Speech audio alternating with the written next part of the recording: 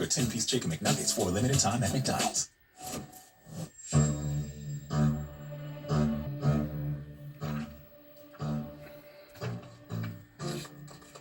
Like every great story worth burning into film, this one is going to grab you and not let go.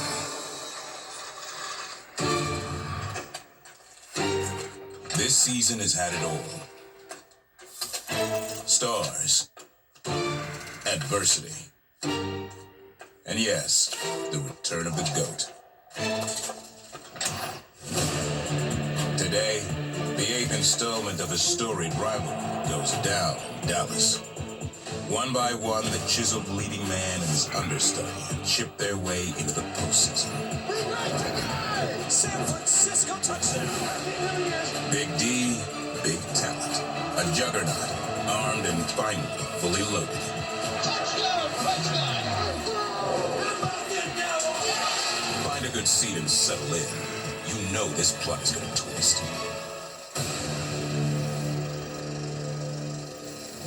Yes, sir. In Arlington, high expectations abound. Niners and Cowboys live in the playoff pressure year-round. Such storied franchises, so much history of success.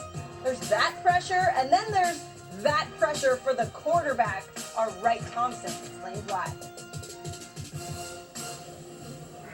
It's trophy time. It's Lombardi season. There will be two very wealthy, famous, deserving men playing football this weekend for the Dallas Cowboys and the San Francisco 49ers. There have been a lot of very wealthy, famous, deserving men who have held that job before them, and like Dak and Jimmy, enjoyed great success. The only problem, of course, is the height of the bar to clear. Montana. Looking toward the end zone. It's a touchdown for the 49ers! Young. Someone take the monkey off Staubach.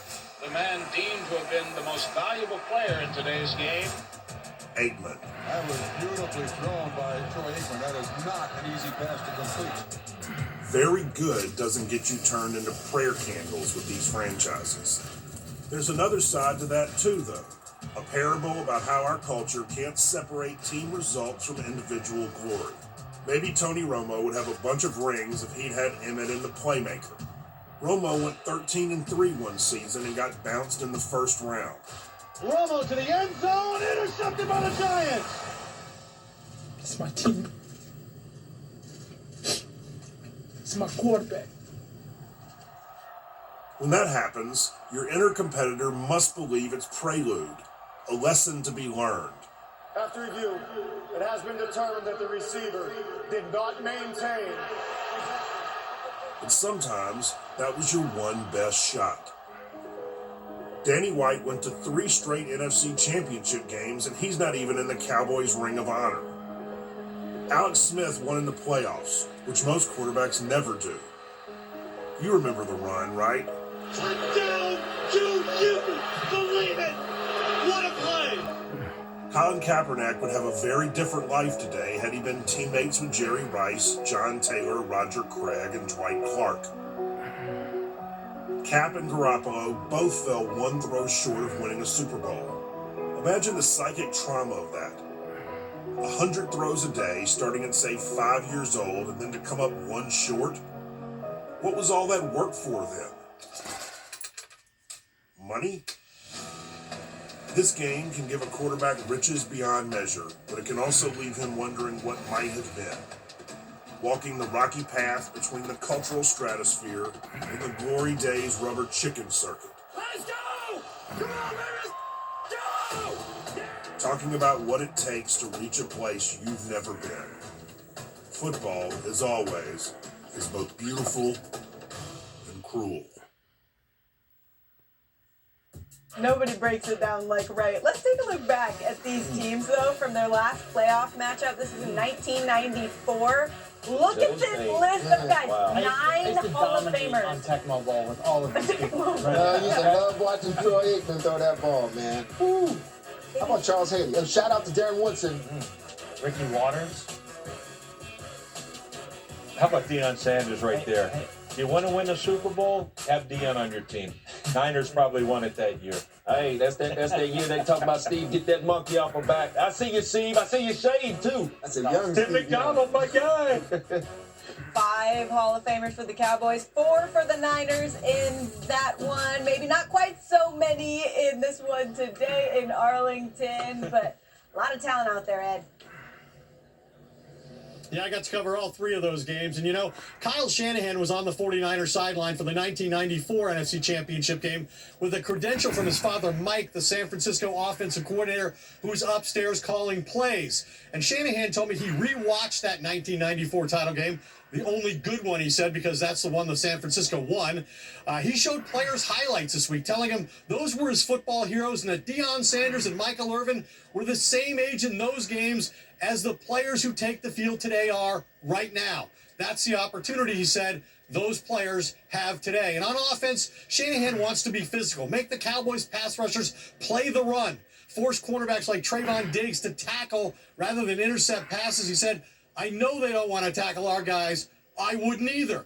And while it might seem the Niners' secondary is a liability against Dak Prescott and his receivers, Shanahan told me he feels good about that, saying, I'm only worried about the passing game if we have to put effort into stopping the run. Shanahan did express that he's impressed with Tony Pollard, the running back who works in tandem with Ezekiel Elliott. And, of course, he wants Nick Bosa to have a huge game as a pass rusher. Only he and T.J. Watt ranked in the top 4 this year in sacks, tackles, and hits on the quarterback. Bosa said this week, Sam, that Dallas tackles Tyron Smith and Lael Collins are solid players, but they're beatable, saying there's tape on them getting beat. We're trying to do the same thing. The game plan, Bosa said, make them work.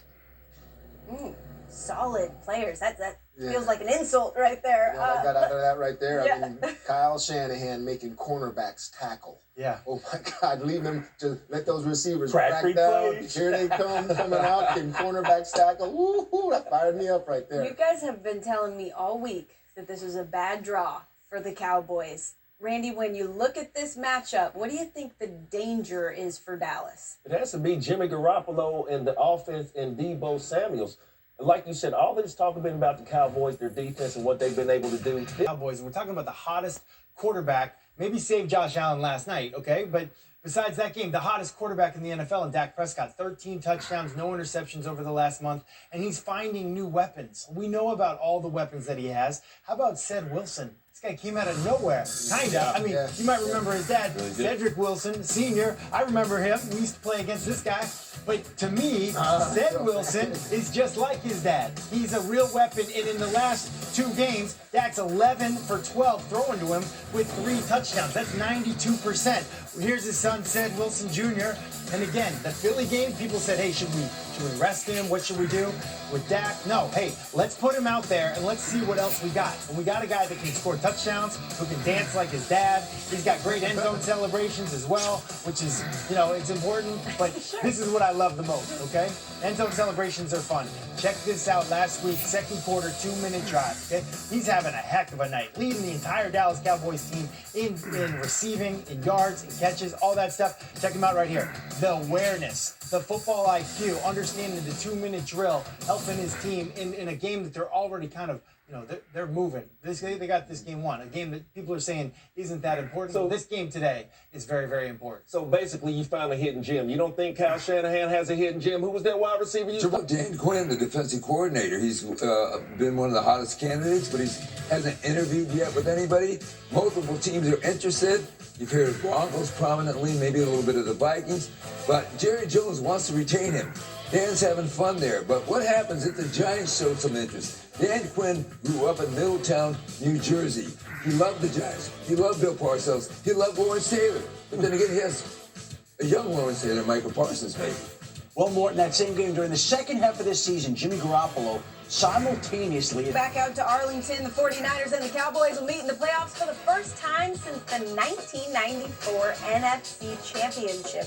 They played in the conference title game the last 4 times in the playoffs, and the winner went on to take home the Super Bowl in each of those seasons. Pretty crazy, but those were some really good teams, so I guess it shouldn't be all that surprising. Let's talk game breakers in this matchup today. Rex, start us off on the Cowboys. Well, I think my game breaker is not going to be CeeDee Lamb. It's not going to be Cedric Wilson. It's going to be Amari Cooper. We never talk about him. He should be the best receiver on the field today. He needs to be if Dallas is going to get a victory. The guy's got all the talent in the world. Now he's got to show up in the biggest moment, on the biggest stage, and have his best performance of the season. That's what they need from Amari Cooper. He can quiet everybody else. Deebo Samuel, all those other receivers on the field. This man right here has the talent to be the best. He needs to do it today. I'll go to the Niners, Rex. I got to risk it.